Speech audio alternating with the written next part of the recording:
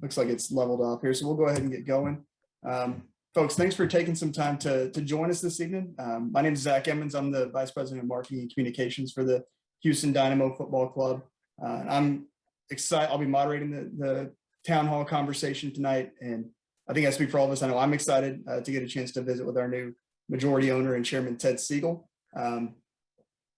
Before I bring Ted in, as y'all can probably imagine, we received a ton of great questions from everybody, way more than we could possibly get to in the hour that we have. But most of those questions fell into the same kind of buckets of themes that people wanted to touch on. Certainly Ted's philosophy as an owner and his kind of expectations for the club overall. A lot of questions about the Dynamo, what the general manager search, roster spend, things like that. A lot of questions about the Dash and how we elevate their profile, questions about the stadium and the guest experience there, ticket sales and ticket pricing and attendance, some of those questions, and then marketing and promotion, promoting the team and what we're doing on that standpoint. So I want to make sure we get a chance to touch on all of those. But first, obviously, want to introduce the new majority owner and chairman of the Houston Dynamo Football Club, Ted Segal. Ted, thanks for taking some time to chat with us tonight. Thank you, Zach, and thank you for taking some time, and thank you for all of you out there for joining. I first want to say that all of you are in my thoughts down there in Houston as you're affected by Nicholas. I hope all of you and your families are safe, and want to thank you again for turning out for your support.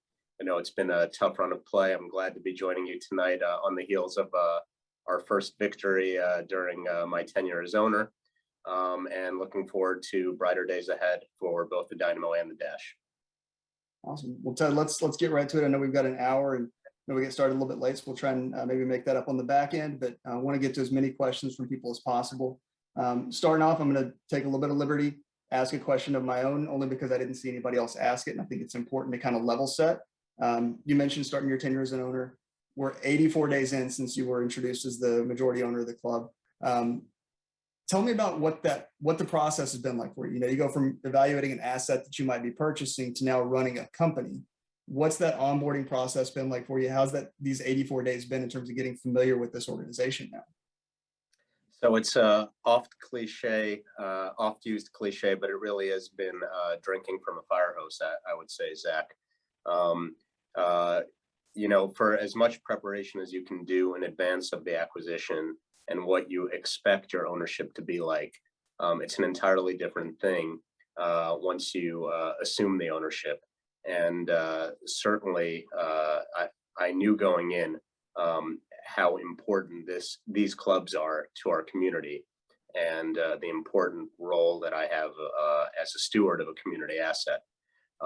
But then to actually take the reins during a challenging moment in time, particularly for the Dynamo, you feel the weight of the team's performance. And look, as I've begun to familiarize myself with various facets of the organization, be it on the business side or be it on the sporting side, we're in a process of assessing where we can improve, where we're doing well, and there's always room to do better in a lot of respects. Unfortunately, in one regard, we had to part ways with Matt Jordan, who, again, I'll say it over and over again, is extraordinarily fine individual who was deeply invested in the success of this club. But we felt that there was a moment in time here where we needed to move on, and so we've done that, and we've commenced our search, and I know we'll get into that a little bit more during the course of this conversation, all with the objective of building a successful organization on and off the pitch. Okay, I appreciate that, and yeah, I want to kind of start talking about maybe your philosophy as an owner and how you look at things big picture, and then from there we'll get into definitely the GM search and some more Dynamo specific things and Dash specific things. First question I want to get to though comes from Brandon Campbell. Brandon is an original Dynamo member since 2006. It kind of aligns with what I just asked you, but he wanted to know, what are the results of your evaluation of the organization so far, particularly ticketing and sales, stadium operations, things like that, And what processes are you planning to implement to rebuild the fan culture? So with respect to any conclusions that we've made, I would say it's far too early to have definitive conclusions 84 days in.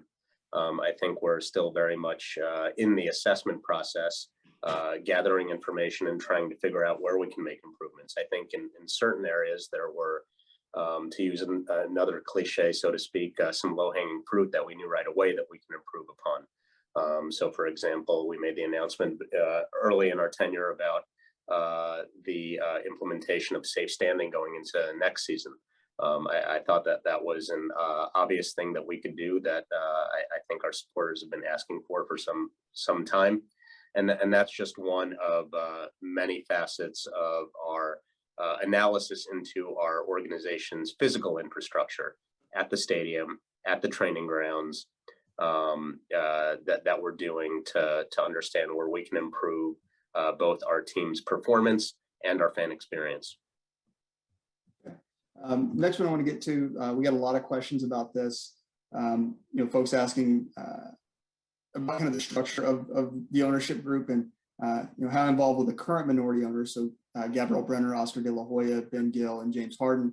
How involved will they be in the decision-making process as it pertains to specifically like things like roster and transfer spending, academy investment, things like that? And this comes from Jay and Hanson, who's a fan who lives up in New York, up your way. Got it. I am the clear majority owner and chairman by virtue of our partnership arrangement and by virtue of what the league mandates. There is one and only decider, and that person is me. Now, I value and respect the input of my partners. I welcome it. In many cases, or in all of these cases, these are individuals who have experience with the organization that precedes me. And I'm sure there is some worthwhile perspective. They're open and willing to share it, and I'm welcoming of it.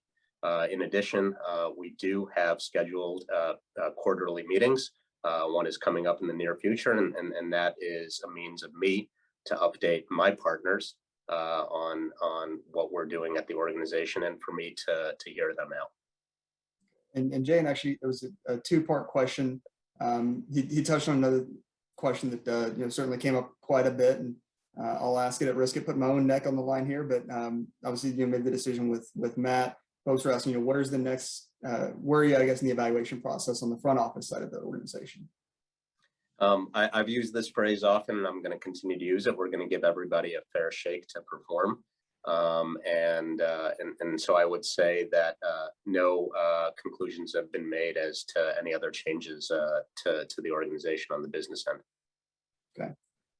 Next one I want to get to is from Felipe Quevedo. Felipe is another original Dynamo member since 06, Dash since 2014 as well. Just kind of wants to know what your vision for the team, both teams, is over the next 5, 10, 15 years. And also, what are some of the benchmarks that you've set to get to that vision? Yeah, so I think the plans, be it 5, 10, or 15 years across, are consistent throughout, and that's success for the organization. Now, what is success? That is both success on the field, that is winning, and leaving our mark in the community. And so it's very easy to measure success. It's wins, losses, and draws, and playoff appearances and championships. So that's an easy metric.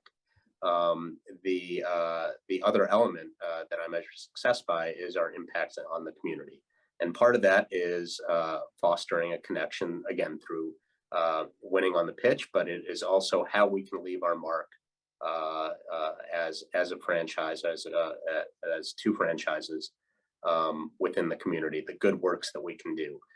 We've announced some of them. We have several coming up down the line, and I think that is a metric which you can measure in a few ways. Number one, for example, to the extent that we are dedicating new mini pitches, you can count how many of those there are. How that translates into growing the sport in our community, maybe developing a player who comes out of their first experience playing on those mini pitches. That's a less tangible metric, but the objective should be doing good works that connect us to the community. Okay. Staying kind of on metrics and data, Zach Berry, who's a newer Dynamo member, joined in 2018, asked, so many of the historical great teams in MLS have integrated data analytics into their decision-making process. How have you used data in your decision-making processes in your career to date? And then how do you plan on integrating that within the club now as well? So I think that in any business, certainly in my day-to-day non-soccer role and in our soccer role, it's inevitable that you're going to use data to make analyses and make decisions and inform your decisions. But it really is a question of how you use that data, because there's an abundance of data, and you can gather to ad infinitum, but if you're not using it in a smart tactical way, that's not going to yield the results that you want. And so look, there's a lot that we can do on the analytics side to enhance our performance on the pitch, from understanding how to optimize our players' performances, understanding which players to target to bring into the organization or to help in their development if they're within the organization. And there's a lot of business data metrics as well that we should be utilizing, that we have already within our control, to understand how to attract fans, to retain fans, to understand what their wants and preferences are. And so we're putting a lot of that to good use. Okay. And last one, just on the kind of big picture stuff before we dive into the teams. I like this one. It came from Glenn Steinke, who's a Dynamo member since 2011. Just plain and simple, what's your number one focus going into the 2022 season? That's an easy one. That's winning. Now that is a very simplistic answer, so I'll dive into that in a couple ways. As you all know, a significant decision before us is identifying a new GM to bring into the organization, and so we're in the early days of that search, and that is going to be an impactful decision. That's a decision that will have consequences with respect to our ability to succeed or not succeed.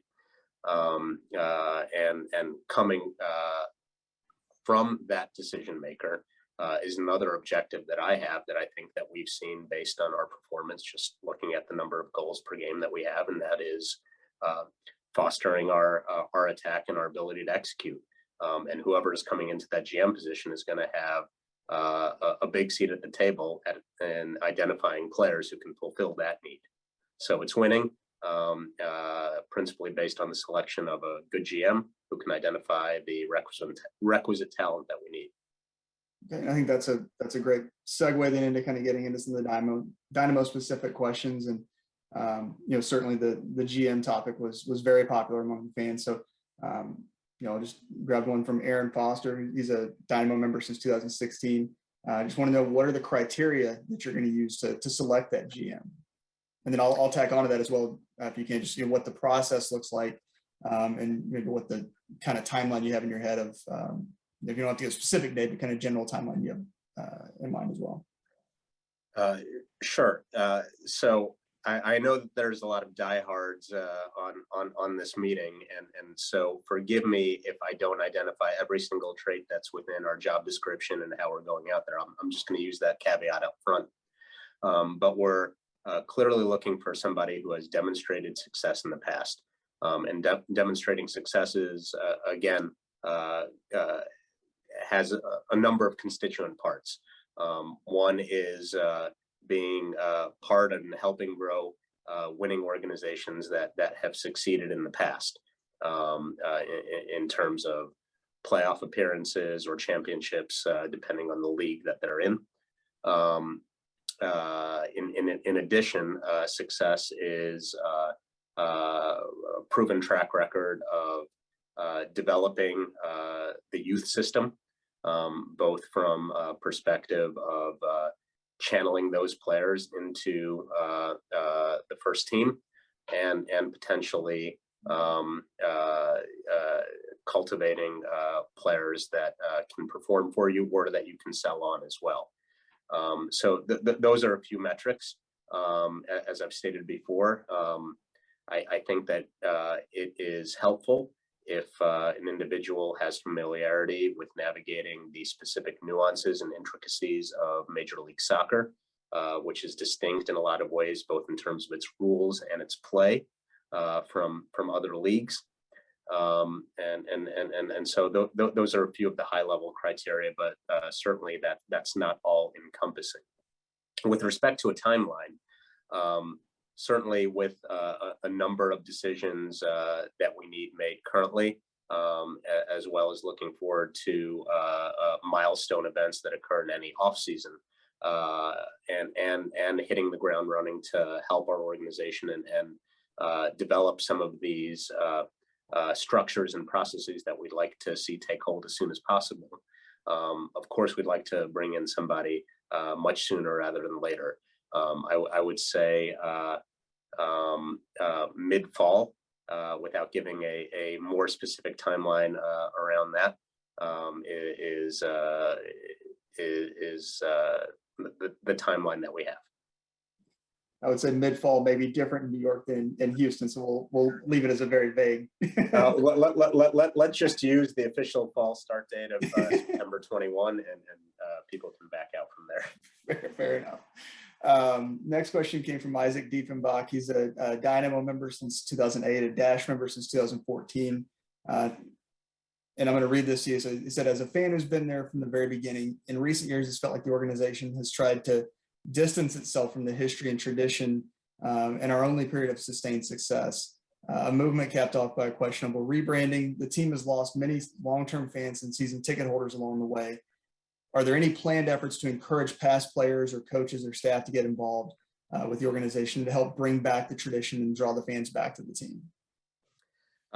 So first of all, I very much welcome the participation and input of our past players. I think it's important for any organization to recognize the great efforts and the significant events in the history of the organization. That's how you can create ties to the past that both your players and your fans can look to.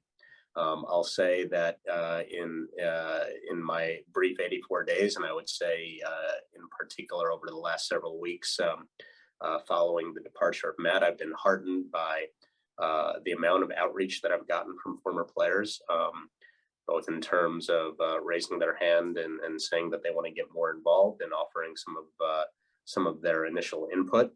And what we intend to do is to create a more specific role of a director of alumni relations to foster those ties to past players. And I do intend to leverage the know-how of some of the alumni in the selection of the GM, because I think that they bring a perspective on the sporting side that is extraordinarily valuable, and they bring a perspective on the community and what would be the right fit in Houston that is valued. Many of you know that Brian Ching has been somebody who's been a longtime friend to our organization, and there are several others that we've been in contact with. Okay. I guess the next most popular question I think that came up quite a bit was in various ways, specific to spending on the team. So I pulled a couple that I thought kind of covered different areas of it, but Ryan Lefebvre asked, and he's a 2020 Dynamo member, 2021 Dash. You say you're going to give more resources, and you said that I think on Glenn's radio show that you're going to give more resources, but what does that mean? More scouts, more money to the academy, better medical staff? Can you give any clarity on what that might mean? Yeah, so I think in the context of the conversation with Glenn, and I will reiterate, first and foremost, it's allocation to materially higher player spend in the offseason. I think we all recognize that our current spend is at or near the bottom of the league. That's just not where it should be for a city as large as we have in Houston, and our aspirations for what this club can be. And so again, without getting into specifics, it will be materially higher, and soon that will be a metric that will be open and obvious to everybody to judge us by. So that's on the player personnel side. With respect to other portions of the organization, I think the question hit on a lot of the elements of where we intend to allocate resources. So we are in the midst of a holistic review of our various physical infrastructure. And so there's going to be resources allocated to our physical stadium, which I think will be appreciated from a fan experience standpoint. There's going to be resources allocated to our training grounds, which will be useful for both the comfort and development of the Dynamo and Dash squads, and I think also hopefully in the long run a recruitment tool to bring players here who can see that we are devoting the resources and committed to being a destination for players. And it's also from the player development side. So of course, starting with the GM and some of the programs that we intend to put in place under that person's direction, scouting and otherwise, there's going to be additional resources allocated on those fronts. And then I think something I probably should have asked earlier, and I saw several questions about this, and I know it's something you touched on with Glenn as well. But going back, probably be remiss if we didn't just touch on the GM search and then how that layers in with the coaching staff and things like that as well from a decision-making standpoint. So is the question around, will the new GM have input on any decisions that we might have with regards to our current coaching situation? Yes. The answer is we expect that there will be input from the GM on that front, on the coaching front. Okay. And then, like I mentioned earlier, several questions about the academy and kind of player scouting and things like that. Marcelo Alves, who's a member since 2015, asked, is there any plan to attract well-known experienced players? There's a lot of people ask about that, players from this league or that league. And then additionally, any opportunities for collaboration or exchange with clubs? Marcelo asked about Brazil, but from, country X. So I think that, as I mentioned again on Glenn's show, there are certain well-known experienced players that we have on a so-called short list. Again, that will be refined by input of the new GM. But we are going to be very judicious in identifying and bringing on so-called well-known players. Because we recognize that it's a significant allocation of capital into one or two potentially players. And if you get that wrong, you can get it wrong in a big way. And so we want to get the right players into this organization. And so there's going to be a lot of thought and time devoted to getting the right type of experienced player. I'm not going to state whether there's a preference from one geography or another. We're just trying to get the best possible players that fit into our system of play and fit within our community of Houston. If it is Brazil or country X, great, but I think the primary objective is getting players who help us succeed and win. Okay. And then lots of questions came in about the Dynamo Academy. Frank Arevalo asked, and he's a member since 18, said FC Dallas is one of the best development academies in the world. What are your plans to improve the Dynamo Academy, to develop young talent in Houston, to improve the pipeline for the first team? and professional soccer. And he says, in his opinion, would help financially as well as on the field. Yeah, I couldn't agree more. I think that there were certain programs that were put in place by Matt Jordan that I do think will reap some success in terms of identifying players, giving them more opportunities to play within a specific sub-region within Houston, so that they don't have to bear a significant burden of traveling a long distance to be within our academy system. I know that we've also had experience in terms of I'm going to get the phrase wrong, but homestay situations where the players can again focus their play within kind of under one roof, and then so there've been good works done on that front. And again, we've been tackling this from the grassroots. So even from the early stages of soccer starts at home, which we're devoting some more resources to, all the way to kind of the upper reaches of the academy system, and with the development of the U23 league that is going to be coming into place next year. You're seeing that will serve as a bridge between the academy system and our first team, kind of allowing those transitional players to get more experience, more competitive experience that's going to help in their development over the long run. All right, I want to transition over to the Dash for a little bit. A lot of questions about the Dynamo, but certainly got a lot of questions about the Dash as well. Hades Abad, who's a first-year Dash member this year, asked, in what ways or what plans do you have to make the Houston Dash the best team in NWSL? So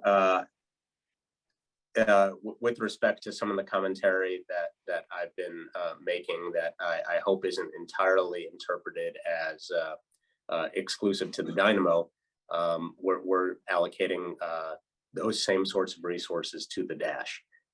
Excuse me. So with respect to enhancements at the training ground, improving the spaces in which they train, to give them the best possible experience, both for people within our organization at the Dash, and bringing and creating a training facility that is a recruitment tool to bring people to Houston. These are things that are being implemented both on the Dynamo side and on the Dash side. And Dylan Sides, who's an original Dash member since 2014, I'll read you his question. He said, "We all want to have the Dash fans in the stands to the level at or above Portland. Having sections of the lower bowl tarped off isn't a good look. Having the ticket demand to fully open the upper bowl should be the goal. What steps are being taken to market the Dash to a broader audience?" Well, I'll start with that one, and then we'll kind of hit a couple of different questions. So I guess what's being done, I guess, to market to the broader audience from a Dash? Yeah.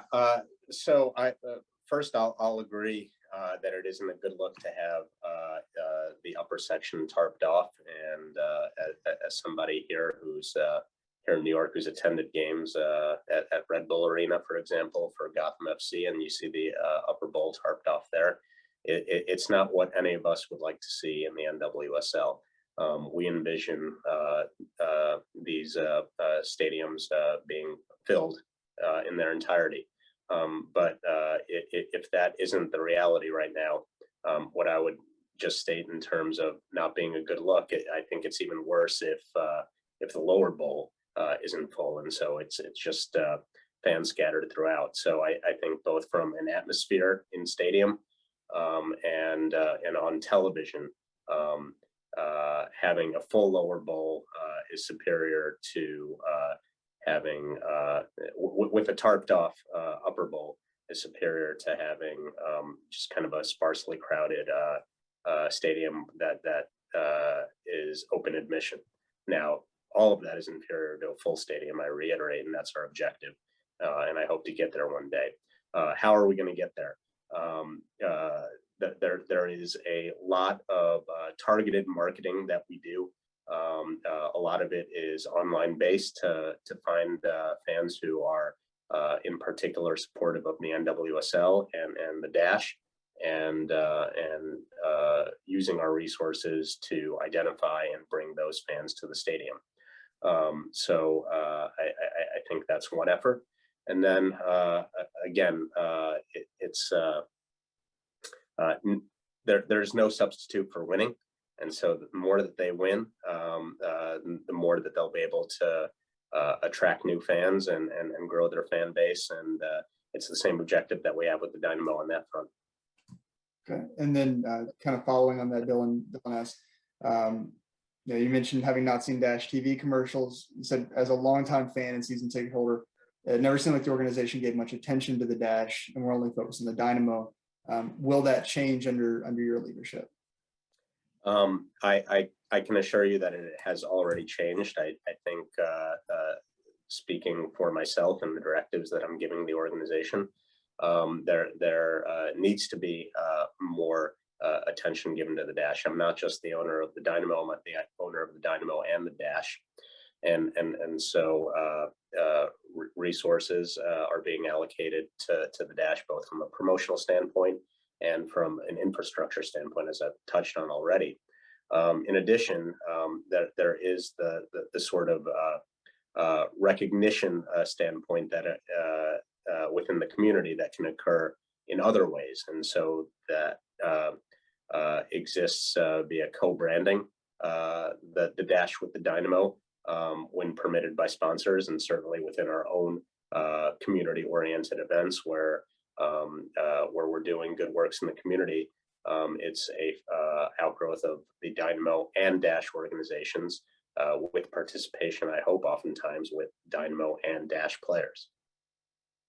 And I think we've started to see some of that with players even building relationships across and building friendships across the two teams over the last couple of years. Certainly that was that one club mentality or ethos was part of the rebrand that happened about a year ago, almost a year ago now.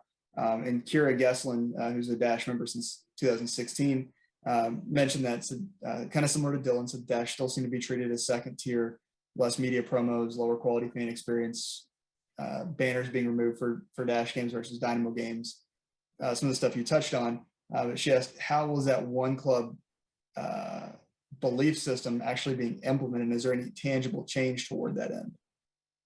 I think I just touched on it in certain ways, and I think you did as well, Zach. Be it in some of these softer ways where we have Dynamo and Dash players supporting one another via social media or at the games, or be it in a more tangible way of co-branding the organizations, be it on sponsorship assets or in community good works efforts. These are the ways that we're trying to create a linkage between the two organizations. Want to kind of transition now and touch on, you mentioned facilities a little bit earlier, and you kind of alluded to, you're not just the owner of the Dynamo, you're the owner of the Dash, but you're also steward of BBVA Stadium and Houston Sports Park as well from a facility standpoint. Daniel Peterson asked, and he's a member since 2009, what's the likelihood of possible structural changes to the stadium to improve airflow, i.e. opening corners of the stadium or removing seats, installing in-seat air and water coolant systems like they're doing in Qatar for the World Cup, things like that? So as I mentioned earlier, we are in the midst of a holistic review of our infrastructure. We're awaiting some conclusions and recommendations on that front. And from that, then we will issue a request for proposals from various architecture firms to implement and execute some of these plans. And so we are still in the earlier days of that. And again, like many of these things that we're undertaking, be it the acquisition of a high profile player, the selection of our GM, we want to be thoughtful and judicious about how we do it, particularly with respect to something like infrastructure, because once you undertake it, it's hard to undo something if you get it wrong. And if you are undoing it, it probably is coming at great expense and even more inconvenience for our fans. So what I will say is it is certainly under review as to how to create more air corridors for fans who are uncomfortable during the stadium experience. We've done some things and might enhance certain efforts, like adding more fans, large scale fans to the rafters. We are probably coming to the end of the useful life of our seats in the stadium. And so we can make decisions around how to improve the seats from an airflow or heat retention standpoint. And these are just a few of the many things that we're looking at. With respect to what the Qataris are doing for the World Cup and in-seat water cooling systems, I'm not entirely familiar with how those systems work. So I won't definitively opine on that, but it might sound like something that is beyond what we're intending to do for a multiple of reasons, but probably including the fact that even though the Houston heat is brutal, I think it's next level in Qatar. I will say, like you, I don't know about the in-seat cooling and things like that, but I will give a quick shout out to our grounds crew. The grass on the pitch at BBVA Stadium is the same grass that will be played on in Qatar next winter. So Dan Bergstrom and his crew have done a phenomenal job getting the pitch back in shape. I know our fans have all commented on, or a lot of them.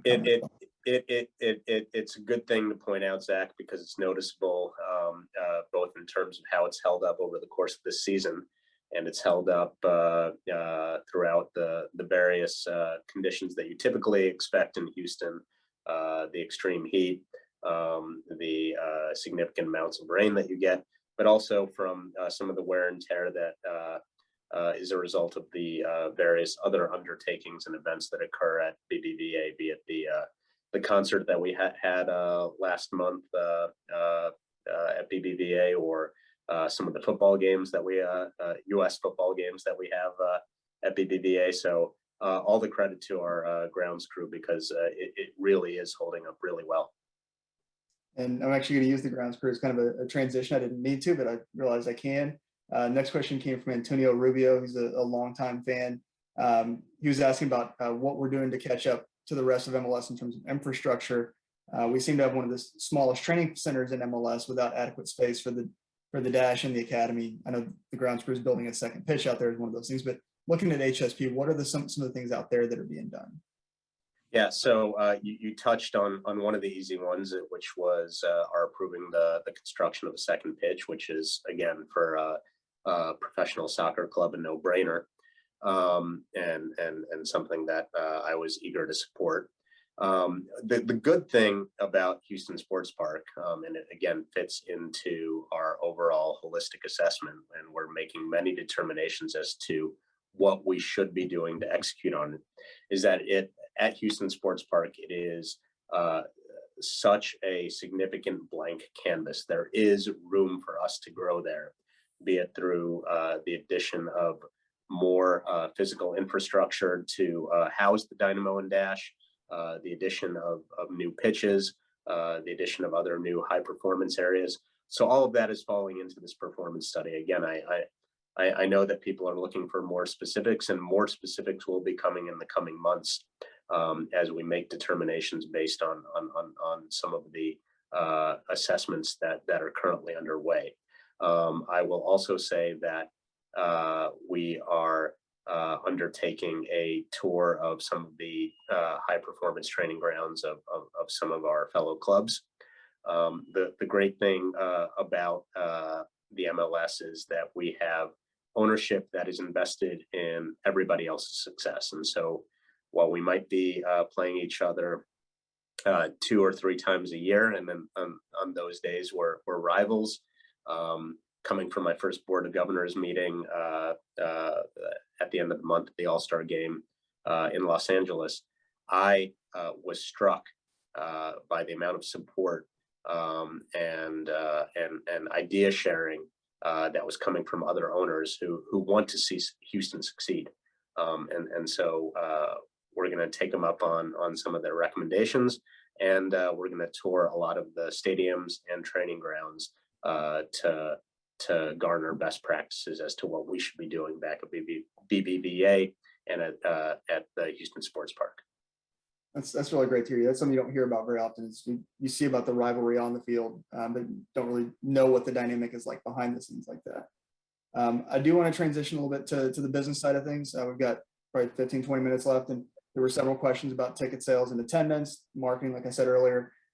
So talking just kind of on the ticketing and fan experience side to start with, Jason Mendel, who's a member since 2012, so besides putting together a winning team, what additional strategies are being executed to increase attendance at games, both for Dynamo and for the Dash?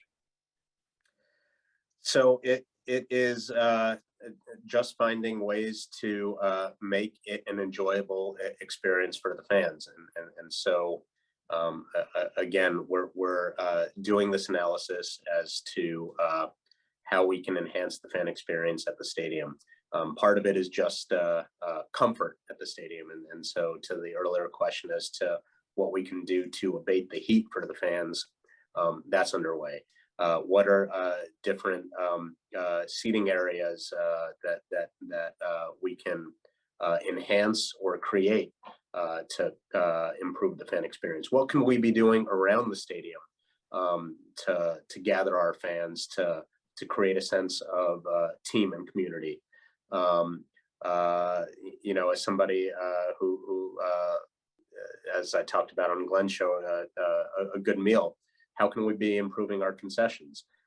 So these are a variety of ways beyond just our performance on the pitch, where we should be trying to make it a memorable, enjoyable experience for fans that makes them want to return. And I think kind of dovetailing off of that, you mentioned the premium seating. There were several questions about that, several questions about ticket pricing strategy and things like that. Matt Lacey, who's a Dash member, asked, why not decrease ticket prices and try to drive attendance and excitement? Crowd size is a virtuous cycle, he says. Marginal cost of cleaning up from additional fans should easily be offset by the ticket price. Shoot for break even, make the games more exciting. How do you balance that, driving attendance, finding the right ticket pricing, the right price point, things like that? So there's a whole section of our staff who has expertise on this that I lack. So I might speak in a few simplistic ways about this.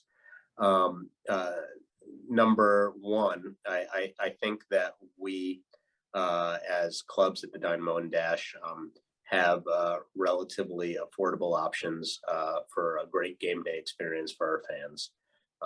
And for anyone who's ever been BBVA, my opinion is there's no bad seat in the house. Beyond that, we have certain promotional evenings like the 713 nights, which I think are a great deal, both to get in the building and enjoy some of our concessions at the building. From a more technical standpoint about how to calibrate ticket pricing, you want to be thoughtful about offering a product without creating an expectation in the fan that cheapens the product in the long run. So if we all of a sudden, and I'm not saying we're going to do this, and this is just for the absurdity of the hypothetical, cut our ticket pricing to $1, fans get used to that and will expect that the price of admission is going to be $1, and that's not a tenable situation. Nor do I think that adequately appropriately reflects the value of our clubs. Okay. And then this is a question from Larry Rose. He's an original member since 2006. He asked, when do we go back to having annual original members with management? Obviously, that's something that predates you. So I'll ask in terms of what are your plans for, I guess, that fan engagement in whatever shape or form under your leadership? So I'll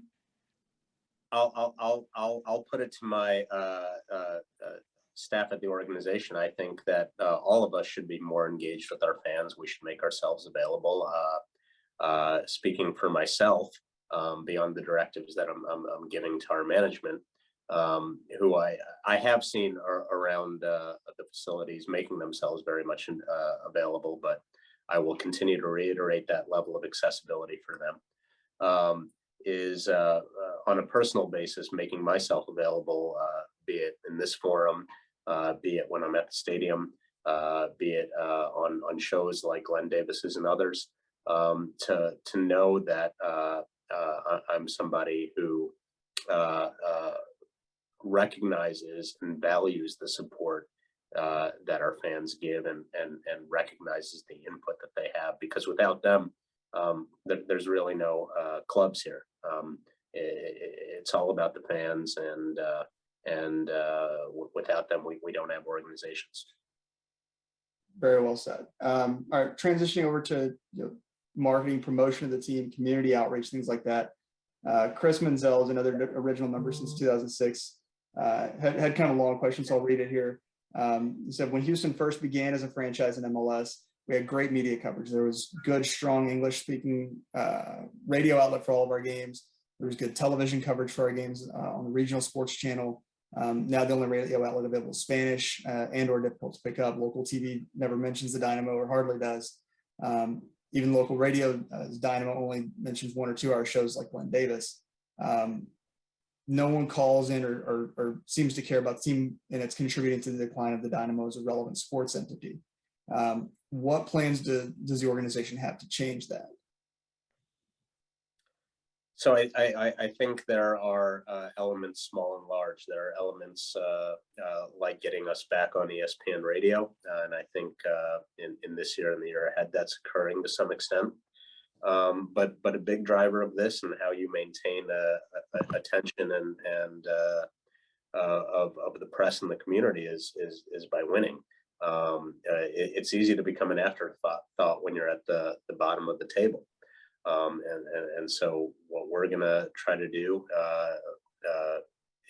is build a successful club, because the media will have no attention they will have no choice but to provide attention for our organization if we're winning, if our stadium is packed, and if we're capturing the attention of our community. But Zach, I don't want to put you on the spot, but you're somebody whose day-to-day job is consumed in big part by this. What are some thoughts that you have on this front? Yeah, I mean that's kind of where I made my whole career, was in media relations, and certainly I think obviously winning helps, but there's a lot that we can do in terms of really pitching stories, being more aggressive. We're in a position right now where people aren't just lined up to come cover us on a day-to-day basis. So we have to continue to be more aggressive. And that's something one of our big points of focus going out into 2022, both for Dynamo and Dash, is really trying to tell the story of who our players are, not just as professionals, but as people as well. And then real quick, Chris, to your point about that no one calls in or cares about the team, if I can give a real quick 30-second spiel to all the folks that are on here, the one thing you guys can do, 3 things: call, click, and comment. I talk to news directors and editors all the time. They all say, I wish we could give you more coverage. I can't justify it to my bosses. They look at engagement rates. They look at clicks on their website. They look at who's calling into radio shows. Even if you call in and they don't put you on, keep calling. They're going to eventually have to do it. So I think as soccer fans, and I'm a fan myself, we have to demand the coverage that we want, and then we have to reward the people that are covering it by clicking on their stories too. So that's my quick spiel. Going back into promoting the teams here, Alejandro Zamora Jr., as a new member in 2019, asked, what are some of the steps that the team is taking to promote Dynamo and Dash in advertisements, commercials, things like that? So I think one of the steps is probably upping our advertising budget. I think we've done it over the last couple of years, and I think that we're going to continue our ad spend to increase awareness on that front. And that's through a variety of media channels, be it kind of your more conventional old school media, be it newspapers or TV. or more targeted new media through digital. I think work that we can be doing is fostering and enhancing our ties with our corporate sponsors to increase and promote, increase awareness and promote awareness of the Dynamo. So that's something that I think we should continue to set our sights on. And then beyond the advertising element of promoting the Dynamo, and I've said it before, it's getting out there in the community from a community service and charity standpoint. That's something that I've been pushing. I'm going to continue to push, and of course that beyond the good work that's being done, enhances the awareness of the Dynamo and Dash in our community. Okay, and then kind of to that point of community outreach, Jeff Organ, who's another 06 original member, asked, except for the suburban soccer clubs, the Dynamo and Dash have done a poor job of fan grassroots outreach in Houston, especially large number of soccer players and fans, i.e. adult leagues, Hispanic and Asian leagues, the fans of the European teams and the Mexican teams, high school, college teams, things like that. Are there any plans to change this strategy and instead connect with these groups who are passionate about soccer versus the generic sports marketing strategies to try and attract random Houstonians who may not care about the sport? Absolutely. And so I think there needs to be a rededication to outreach of these organizations. I know we have had historically a street team. The circumstances of COVID have probably made that a more challenging sort of outreach. But I think going forward, as we emerge from certainly the challenging conditions of 2020, we need to be putting our grassroots resources into the various community events, the various soccer-related events from youth to adult that exist throughout our community, and they're extensive. And the beauty of Houston is that it is so large and so diverse that it can almost seem overwhelming to, or impossible rather, to get to all of them. But we need to enhance our efforts to get ourselves out there to the various community events and the various Soccer Sunday events that occur throughout our community throughout the year. Great. And guys, I know we're coming up on 7. We started a few minutes late, so I want to try and steal a couple minutes here at the end just to wrap things up. Ted, these are last couple just more big picture again. Justin Highland, who's a former Dynamo member, asked, he said, I was a Dynamo member from 2006 to 2016. Now that you've taken over as majority owner, give me a tangible reason why I should come back. Well, I don't expect Justin to judge me by what I'm projecting is going to be done in the offseason, and these things are going to happen. Like the player spend that's going to occur in the offseason, like the allocation of capital to our infrastructure that's going to happen in the offseason. What I can say that has tangibly occurred to date, which is challenging to do when you're 84 days in and you take over at the end of June, mid-season, is we've already allocated resources to certain players, be it bringing on Teenage, bringing on some of the other players, be it Coco or Corey Baird or Griffin Dorsey. So we've already been allocating resources to the roster, and I'll say that there's going to be significantly more capital allocated in the offseason on that front. We've already announced that we're going to be implementing safe standing in this coming offseason, and that's just the easiest thing that we can do from an infrastructure standpoint. We've already added another training pitch to our training grounds. So these are specific examples of the longer term objective.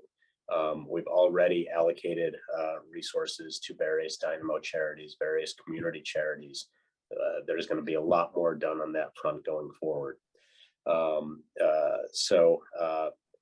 Of course, the ultimate metric is winning, and we haven't done that much over the course of the season. So long term, I'll say that's how all fans should judge how we're performing. But everything that I just outlined is with the intention of creating that winning organization. Okay. And then one last one, I really like this one as I was going through the questions. I think it's a great way to kind of wrap things up. Christopher Wright, who's a member since 2019, asked, if you could sum up what you want the club's identity to be in a few words, what would that be? Again, I don't want to delve into cliches, and I don't know how many people watched Monday Night Football last night, but it might be cliche now, but it started as something that carried a lot of weight, and it still does. And the Raiders' old phrase, a commitment to excellence, and that has application in so many ways. Of course, it has application as to how the team is performing in the table. And so our commitment is to building a winning club that succeeds on and off the pitch, that's winning games, that's a force for good in our community, that has a first-class training ground for our clubs. And so commitment to excellence is an oft used, but I think a still important phrase that we can apply here. Awesome. I think that's a great way to end things. Guys, I know I wasn't able to get to everybody's questions, but I hope that we were able to cover the topics that all of you, or most of you at least, submitted questions about. So I want to thank all of y'all for spending an hour with us. Ted, thank you very much for taking some time out of your schedule. I know you've got a family at home, and I'm sure you have dinner plans and things like that. So thanks for taking some time out of the evening to help us get to know you a little bit. Yeah, it's my pleasure. I just want to say thank you again to all the fans who joined tonight. It's a commitment of an hour of your guys' time, and I certainly recognize your devotion to this club, and I just want to do right by you. So thank you again. All right. Thank you guys, everybody. Have a great night, and we'll see you out at the stadium on Saturday.